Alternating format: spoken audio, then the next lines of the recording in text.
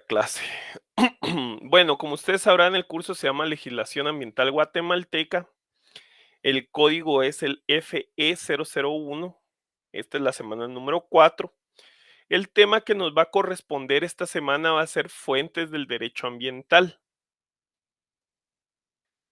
Como ustedes pues me sabrán, mi nombre es el licenciado Sergio Salazar y estamos en agosto de 2022.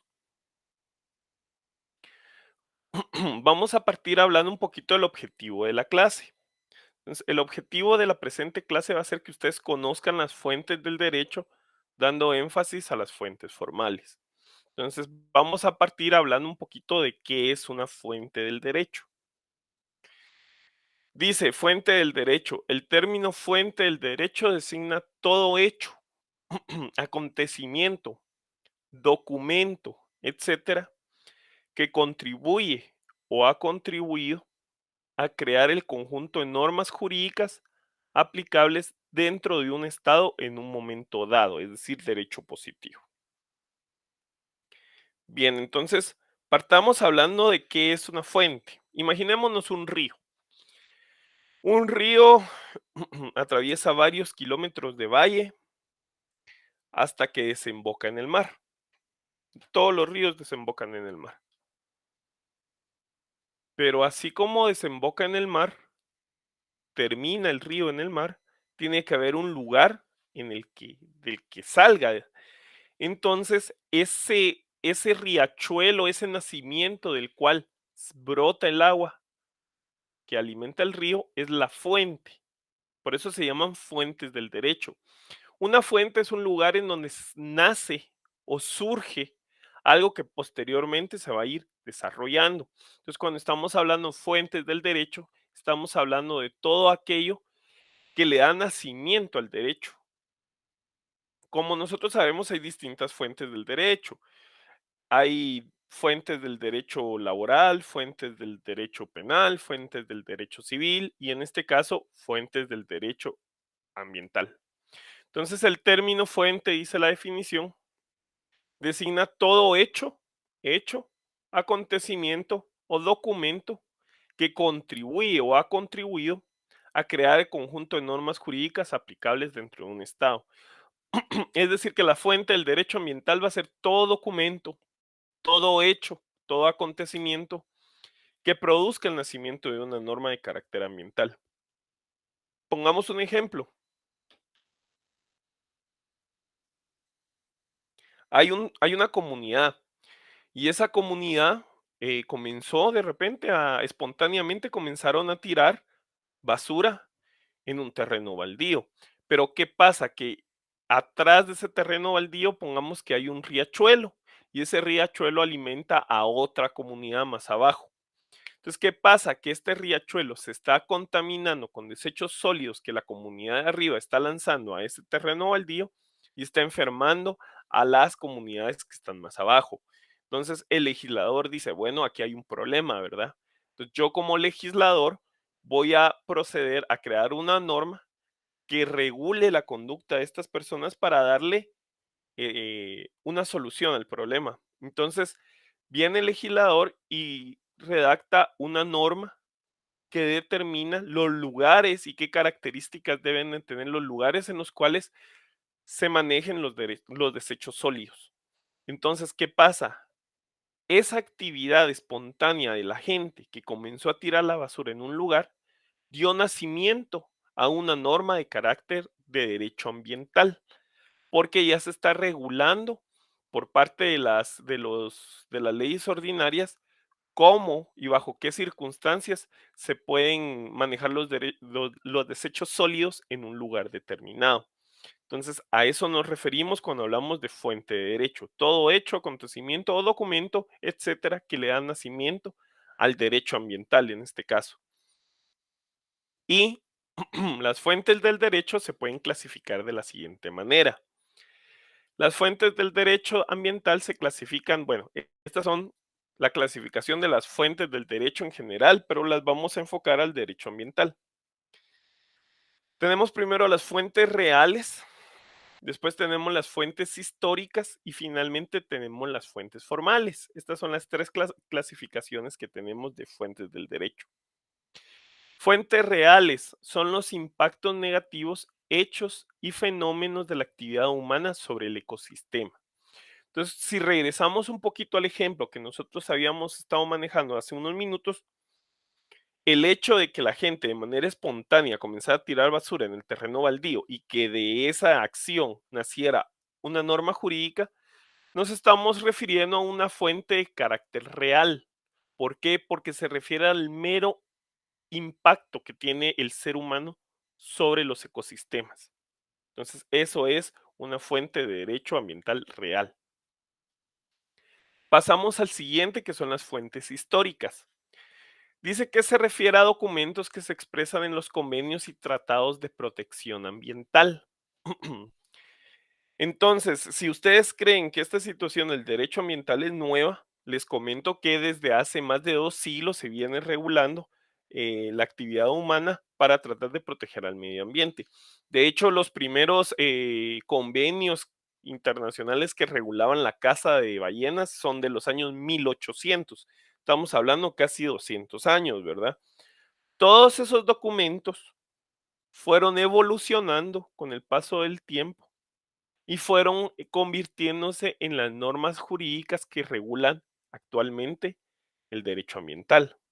Entonces, todos esos documentos de hace 200 años que regulaban la caza de ballenas, que regulaban la tala de árboles, etcétera, son documentos históricos y a eso se les llama fuentes históricas, porque son documentos antiguos que proporcionaron o fueron evolucionando hasta convertirse en la norma jurídica que nos regula hoy.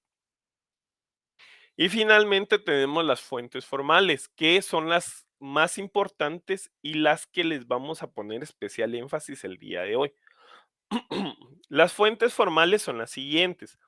Tenemos la ley, la costumbre, la jurisprudencia y finalmente tenemos la doctrina. Dice, el artículo 2 de la ley del organismo judicial los regula. Ahora, vamos a ver en qué consiste cada una de estas fuentes formales para entender cómo se relacionan con el derecho ambiental. La ley. Dice, la ley es un conjunto de reglas imperoatributivas que regulan la conducta del hombre en sociedad, pudiendo llevar implícita o no una sanción en caso de desobediencia. Ahora, expliquemos, desglosemos un poquito la definición. Dice que es un conjunto de normas imperoatributivas. Dice, al decir imperoatributivas se refiere a que nos proporcionan derechos, pero al mismo tiempo nos proporciona obligaciones. Que regula la conducta del hombre en sociedad. A la ley le interesa regular la conducta de los hombres en sociedad. ¿Por qué? Porque, por ejemplo, si un hombre se va a vivir a una montaña muy alta, alejada de toda la civilización, obviamente la ley no lo va a regular a él, a menos que de repente aparezca el dueño del terreno en el que vive. Pero si él no se relaciona con otros seres humanos, la ley no lo está regulando porque la ley regula la conducta del hombre en sociedad, pudiendo llevar implícita o no una sanción en caso de desobediencia. El cumplimiento de la ley, no en todos los casos, pero sí en algunos casos, la desobediencia en el cumplimiento de la ley implica consecuencias y estas consecuencias se les llaman sanciones, que pueden ser, por ejemplo, prisión, arresto o una sanción de carácter pecuniario, es decir, plata, ¿verdad? Una multa. Entonces, puede tener sanción o puede que no tenga sanción. Eso dependerá de que contenga la ley. Entonces dice, en Guatemala, la única fuente del ordenamiento jurídico es la ley, siendo la constitución política de la república la ley superior en jerarquía. El inicio de la regulación ambiental está en los artículos 46, 97 y 123 y 126 de la Constitución. Entonces, para entender la ley, me imagino que ustedes ya llevaron un curso de introducción al derecho. En el curso de introducción al derecho, ustedes les enseñaron un proceso que se llama proceso legislativo. El proceso legislativo es una serie de pasos o etapas que tiene que atravesar un proyecto de ley para convertirse en una ley. Si ustedes recordarán, existen órganos que tienen iniciativa de ley, el organismo ejecutivo, el organismo judicial, la Universidad de San Carlos, los diputados, lógicamente. Ellos proponen, así a grandes rasgos, lo voy a explicar, proponen proyectos de ley.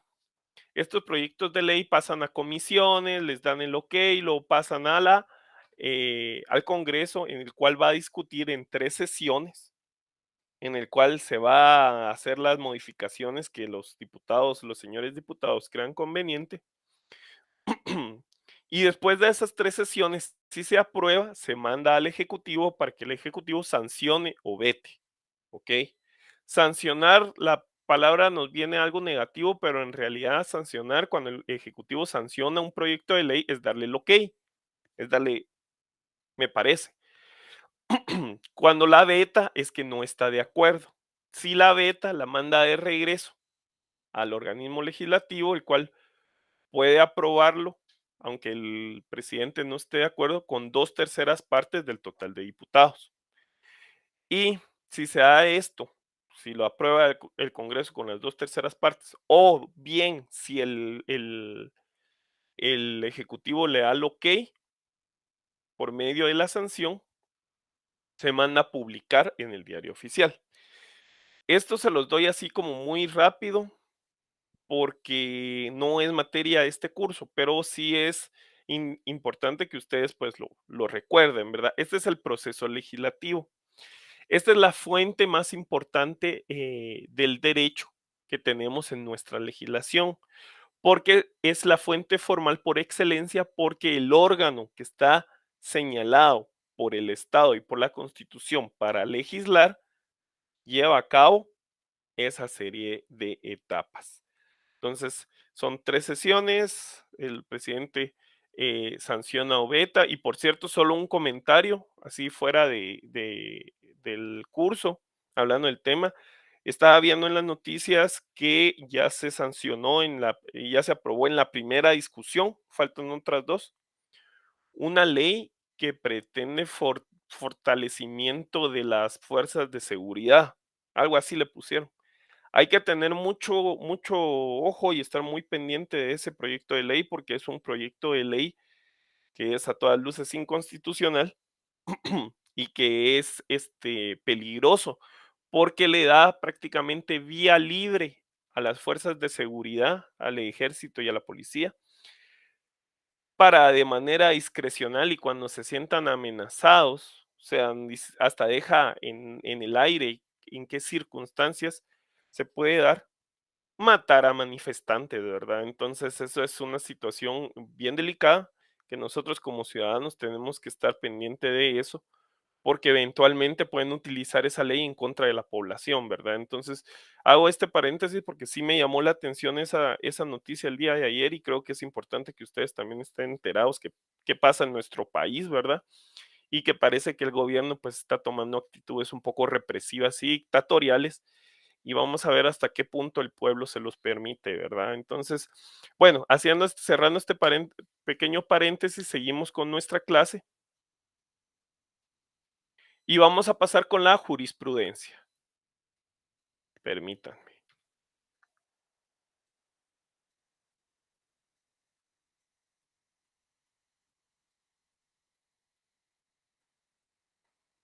Ok. Jurisprudencia. Dice, etimológicamente la palabra jurisprudencia deriva del latín jurisprudentia, la que a su vez proviene de juris, que significa justicia, y prudentia, que significa conocimiento. A grandes rasgos, esto significaría la justicia del conocimiento. Se define como los principios, tesis o doctrinas que cada nación establece a través de sus tribunales por medio de los fallos que estos pronuncian. Esto lo dice el jurista Eduardo Pallares. La ley es la fuente del ordenamiento jurídico y la jurisprudencia la complementará. Es decir, que la jurisprudencia funciona como un complemento a la ley. Entonces, tenemos que tener presente que la jurisprudencia es el fallo conteste, se refiere. Es decir, en la ley se determina algo que se llama casación. La casación es el fallo seguido de tribunales en el mismo sentido en asuntos similares. Para que se dé casación se necesitan 5 fallos en el mismo sentido. Es decir, que si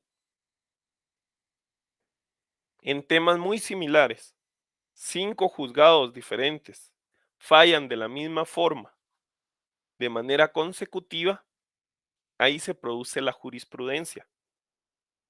Y el sexto juzgado que conozca del mismo asunto, eh, que sea similar a los anteriores, va a poder argumentar que en base a la jurisprudencia que se ha estado viniendo, que se ha estado manejando en los últimos fallos, resuelve de la siguiente manera.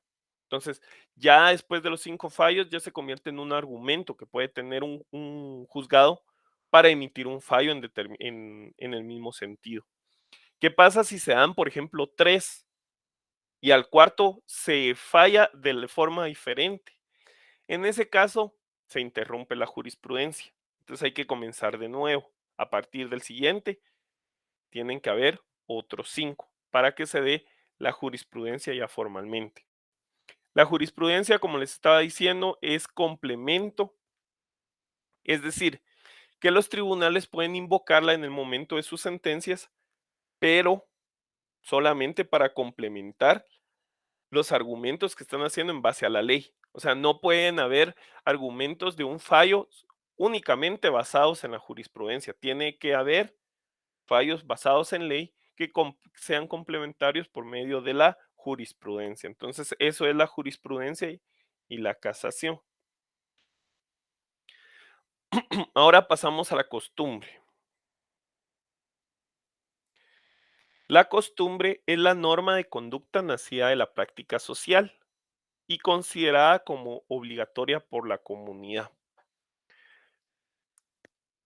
La costumbre regirá solo en defecto de ley aplicable o por delegación de la ley, siempre que no sea contraria a la moral o al orden público y que resulte probada. Ahora miren pues, la costumbre es una práctica social no escrita que se transmite de generación en generación en determinadas comunidades y cuyo incumplimiento no trae una sanción de carácter penal, sino que una sanción de carácter moral por parte de la comunidad. Es decir, que si uno no cumple con lo que establece la costumbre, lo que va a pasar es que la gente en la comunidad te va a ver mal y te va a reprobar, pero no te van a sancionar. Entonces, la costumbre regirá solo en defecto de ley aplicable, es decir, cuando se dé alguna situación, un vacío legal, porque sabemos que las normas están hechas para regular la conducta de los seres humanos en sociedad, pero existen vacíos legales, o sea, el legislador no puede abarcarlo todo, la complejidad de todas las relaciones sociales. Entonces, cuando se dé esta situación, la misma ley establece que puede aplicarse la costumbre a falta de ley aplicable o por delegación de la ley, o es decir, que la misma ley expresamente diga que se aplique la costumbre. Esos son los dos casos en los que se puede aplicar la costumbre, siempre que no sea contraria a la moral o al orden público y que resulte probada. Ahora, esto es muy subjetivo, porque la moral es una cuestión muy subjetiva. Para lo que es moral para ustedes, puede ser que no sea moral para mí, o viceversa. Lo que es moral para mí puede ser que no sea moral para Pedrito de los camotes, ¿verdad? Entonces eso es muy subjetivo, pero lo que sí llama poderosamente la atención es que dice y que resulte probada, es decir, que se haya comprobado que tiene buenos resultados. Esto se establece en el artículo número 2 de la ley del organismo judicial. En el siguiente párrafo dice, la Constitución Política de la República, en su artículo 66, establece que el Estado reconoce, respeta y promueve las formas de vida, costumbres, y continúa el artículo, ¿verdad? Entonces hay algo que se llama derecho consuetudinario. Nosotros somos un país con muchas naciones, que tienen su propia cultura, su propio idioma, su propia idiosincrasia, su propia cosmovisión, etcétera. Y como el Estado de Guatemala lamentablemente pues no tiene presencia en todas las comunidades y en todo el territorio del país, muchas comunidades, especialmente de pueblos originarios, han encontrado desde hace miles de años, incluso antes de que vinieran los españoles, antes de que vinieran los invasores, formas de resolver sus disputas que surjan dentro de la misma comunidad. Esas formas esas formas de resolver problemas que ya son de generaciones atrás, se les llama derecho consuetudinario. El derecho consuetudinario en varias ocasiones se ha intentado integrar al ordenamiento jurídico guatemalteco. Lamentablemente, pues hay intereses de personas poderosas que evitan que ese derecho consuetudinario se integre, pero el derecho consuetudinario es muy bueno. ¿Por qué? Tiene muchas ventajas. Primero, no le cuesta nada al Estado de Guatemala, o sea, no se gastan nuestros impuestos en la aplicación del derecho consuetudinario. Segundo, es rápido, porque no se requiere un proceso tan elaborado para llevar a cabo su resolución. Tercero, a veces es incluso hasta más productivo, fíjense. Por ejemplo, se da el caso de un individuo en una comunidad que mata a otro individuo. Un par de campesinos, pónganse. Entonces, ¿qué pasa? Si lo llevan a la justicia ordinaria, se va a iniciar un proceso penal larguísimo, se va a ir a juicio y eventualmente en algunos años lo van a condenar. Y pónganse que le den 15 años o 20 años de prisión. La mujer y los hijos del hombre que fue asesinado se van a quedar sin protección porque ya no tienen a el padre de familia que era la fuente de ingresos de esa familia. Puede ser que al momento de condenar a esta persona, pues se va a determinar daños civiles y les van a dar alguna cuestión de dinero, ¿verdad? Pero el dinero al final se va a acabar, ¿verdad?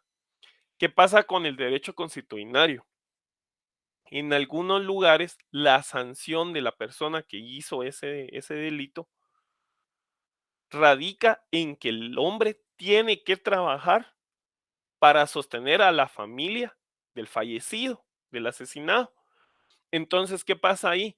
Que no se deja en situación de indefensión a la familia porque la persona que le dio la muerte tiene que verse en la obligación de sostener a la familia del fallecido.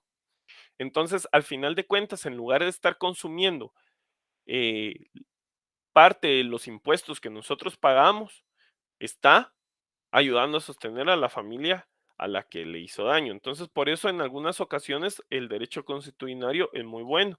Lamentablemente, pues no se ha podido integrar, pero esperemos que en el futuro se logre hacer. Y finalmente vamos con la doctrina. La doctrina es el conjunto de opiniones o criterios sustentados por los juristas o estudiosos del derecho, en este caso del derecho ambiental, que resulta del estudio de las instituciones jurídicas o de las normas de derecho positivo. Son los estudios de carácter científico de los juristas y es la principal fuente del derecho ambiental por su relación con la problemática científica en evolución. En la anterior clase vimos que el derecho ambiental es multidisciplinario, es decir, que requiere del auxilio de otras ciencias como la botánica, como la zootecnia, etcétera, para poder existir. Entonces, la doctrina se refiere a la serie de estudios que hacen los científicos, no solo, en este caso, no solo del derecho, sino que también los científicos de las ciencias naturales, que proporcionan una base para que nazca el derecho ambiental. Ahora, el derecho ambiental muchas veces viene de acuerdos internacionales firmados entre países. Estos acuerdos se llegan o se firman de manera política y, por ejemplo, Guatemala, por medio de su representante, sea el presidente de la República o sea el ministro de Relaciones Exteriores, firma un acuerdo internacional en materia de derecho ambiental. Ese acuerdo que ya fue firmado se pasa a el Congreso de la República como que si fuera un proyecto de ley para que queme todas las etapas del derecho ordinario, todas las etapas del proceso legislativo y finalmente pase a ser eh, leyes ordinarias. Entonces, esos acuerdos internacionales que se discuten y se firman entre naciones tienen una base científica. O sea que cuando se redactan, se consulta a expertos en distintas disciplinas científicas, no solo del derecho, sino que también de las ciencias naturales, para poder hacerlo lo más certera posible. Entonces, de ahí la importancia de la doctrina en el derecho ambiental. En todas las ramas del derecho es importante la doctrina, pero creo que en el derecho ambiental es una de las más importantes por esa base científica que le da a los acuerdos internacionales.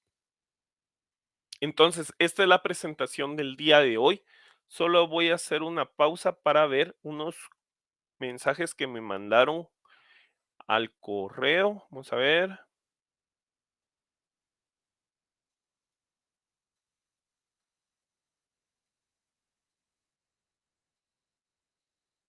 Ok, aquí tenemos a un compañero de la sección del sábado.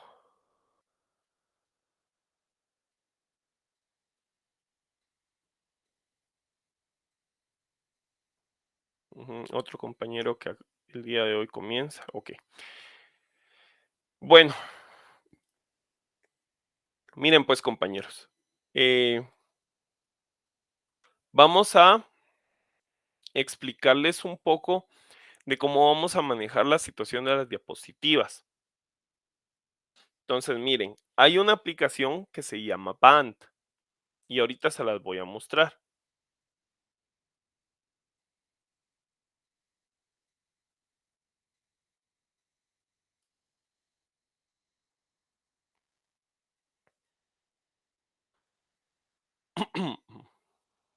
Miren pues, si ven en la esquina superior izquierda, dice Band. Esta aplicación es una aplicación muy fácil de usar. Es como si ustedes alguna vez han abierto una cuenta de Facebook, entonces pueden hacer una cuenta de Band. Necesito que ustedes hagan una cuenta de Band con sus correos personales, no el institucional, porque esta no es un programa de la universidad, sino que es un programa como la universidad nos da a nosotros la facultad de usar las herramientas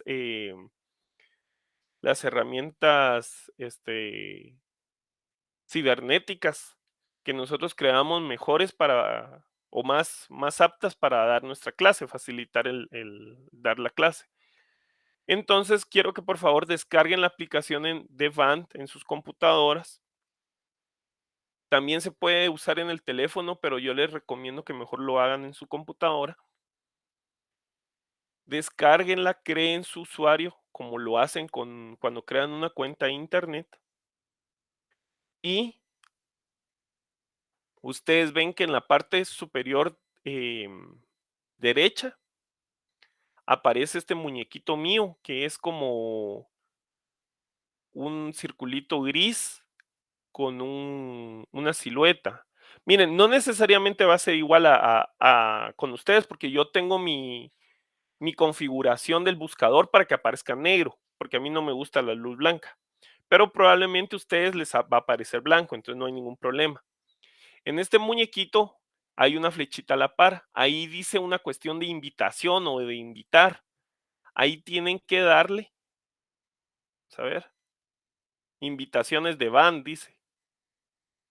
Entonces ahí tienen que darle para poder acceder a un código que yo les voy a dar ahorita.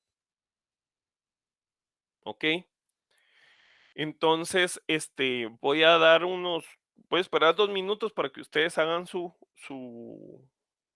usuario con su clave y todo, y luego les sigo explicando.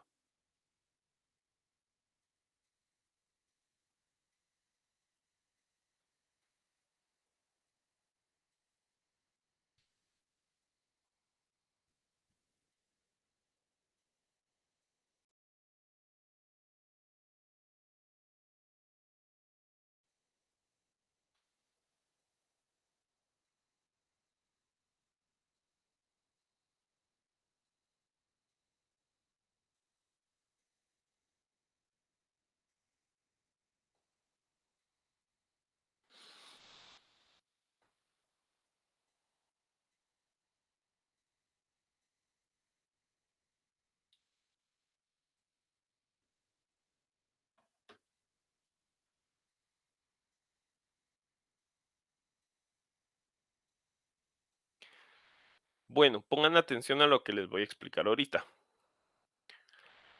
A ustedes les van a pedir un código y el código es el siguiente.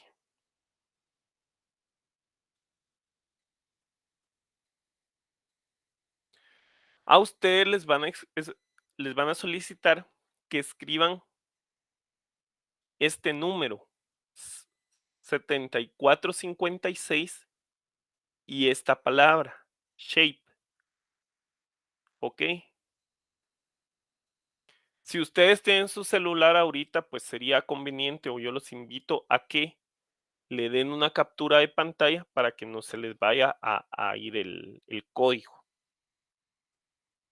Para que ustedes sean invitados al grupo, tienen que escribir 7456 shape.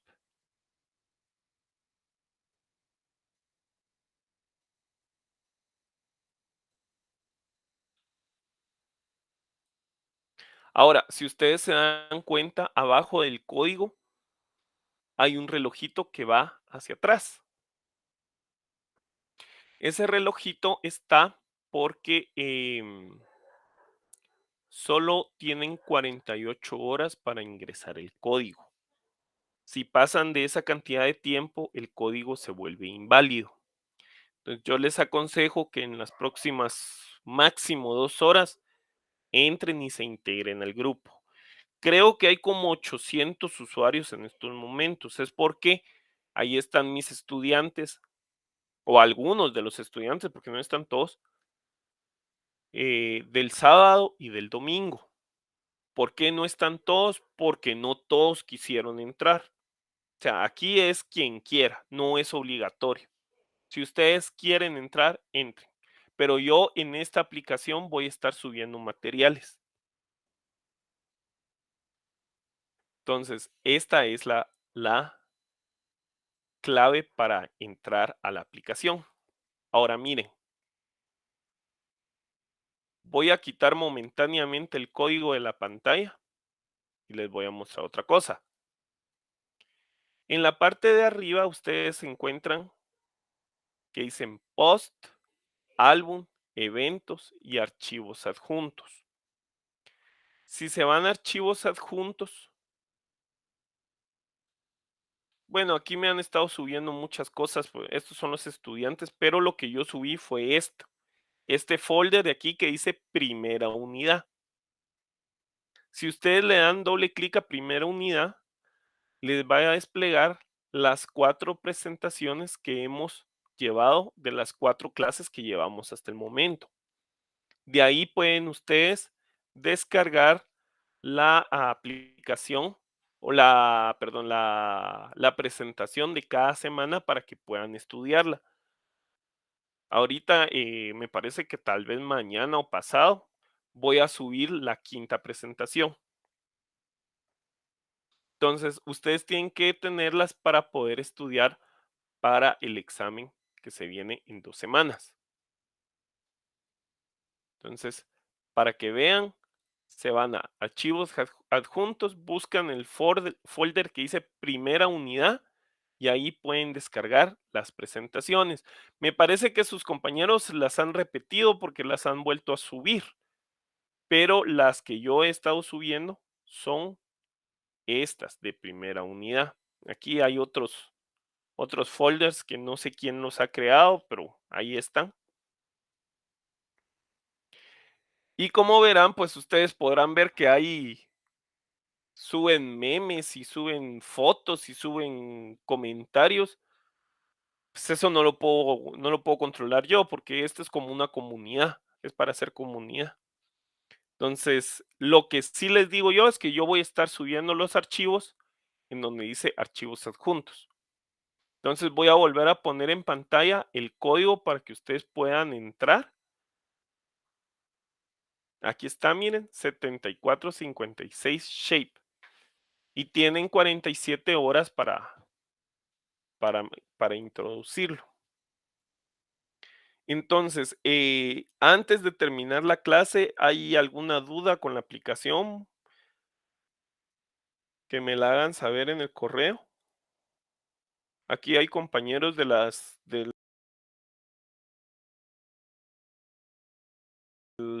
jornadas de fin de semana que me escribieron, pues se les pasó.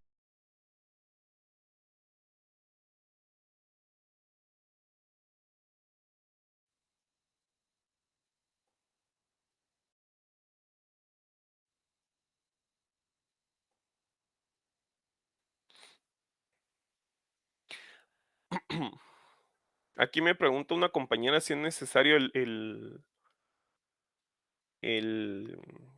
el correo de asistencia. Sí, por favor, compañeros, los primeros 15 minutos ustedes saben que tienen que mandar el correo de asistencia, ¿verdad?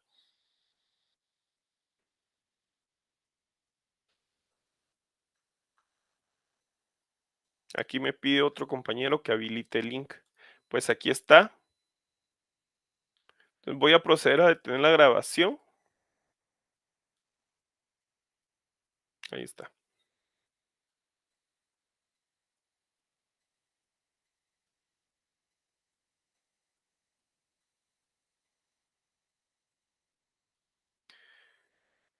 Voy a dejar 2 minutos más el código para que ustedes lo puedan ingresar y voy a dar por terminada la clase.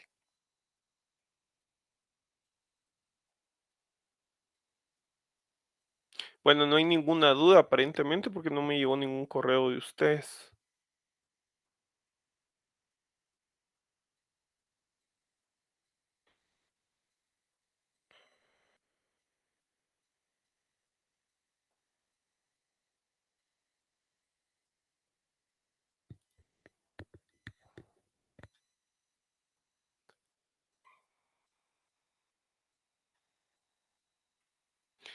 Bien, compañeros, entonces voy a cerrar aquí.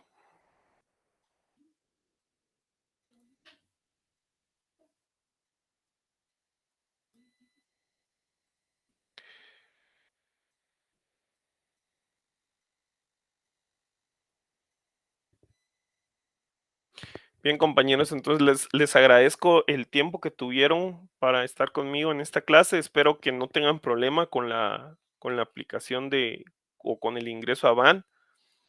De todas formas, yo la otra semana pues les voy a dar otro código, porque este código se termina en 48 horas. La otra semana les voy a dar otro código para aquellos que no pudieron ingresar o que no se pudieron eh, integrar al grupo y que tuvieran el interés de hacerlo, ¿verdad? Yo preferiría que lo hicieran desde ya. Les agradezco mucho, que pasen feliz tarde y nos vemos la próxima semana.